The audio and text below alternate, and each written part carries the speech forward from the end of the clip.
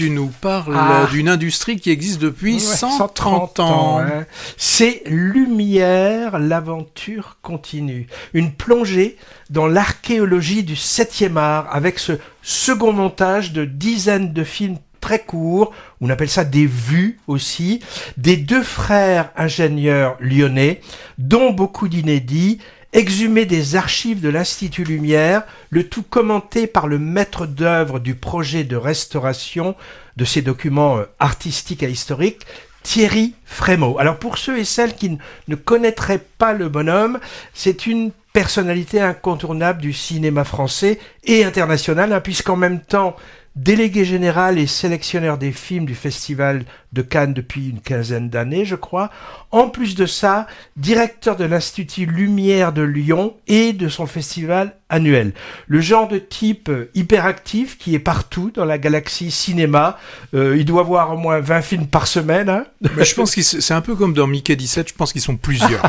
et il connaît tout le gratin du cinéma mondial et même ce qui n'est pas gratiné d'ailleurs. Hein. Bref, dans son domaine, un puissant fond de compétences et de connaissances, tant artistique qu'économique, et un passeur aussi, et qui a aussi comme casquette celle de critique, réalisateur, écrivain, éditeur d'ouvrages, sur le cinéma bien sûr, mais pas que. Bref, n'en jetez plus.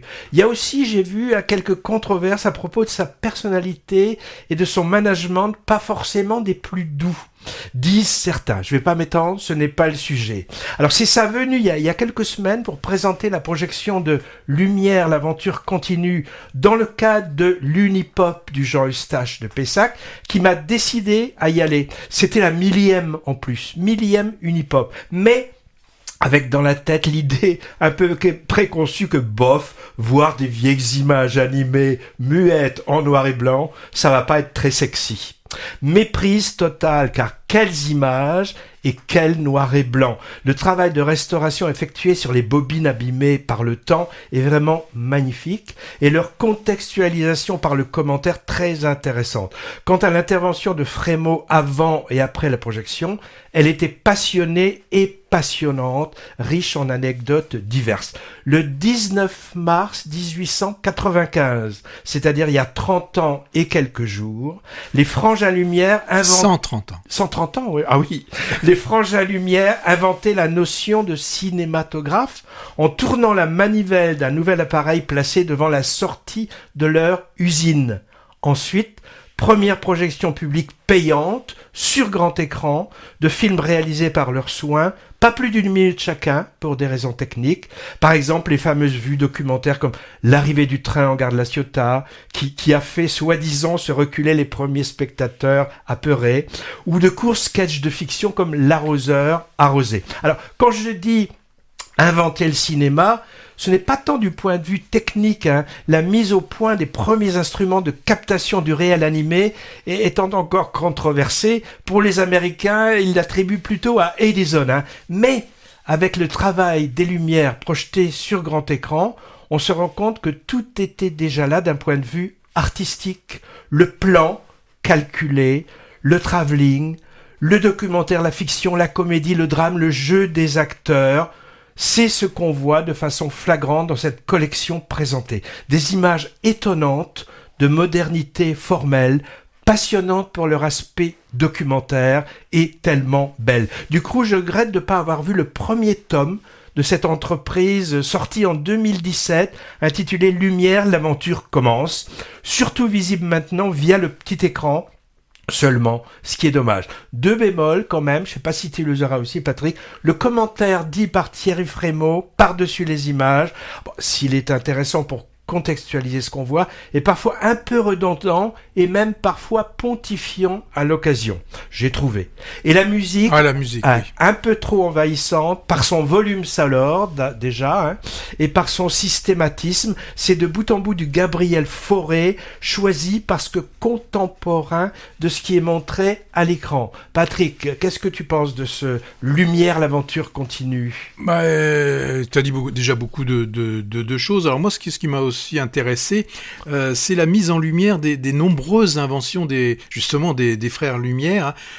Ingénieurs tous les deux. Hein. Oui, alors il paraît qu'ils se promenaient toujours avec un tournevis dans la main. J'ai entendu un des derniers trucs qu'ils voulaient inventer, c'était de pouvoir colorer le sel, parce que on n'arrivait pas à voir combien on mettait de sel blanc dans du riz blanc. Ouais, mais c'était des géotrouve-tout. Oui, mais revenons au cinéma.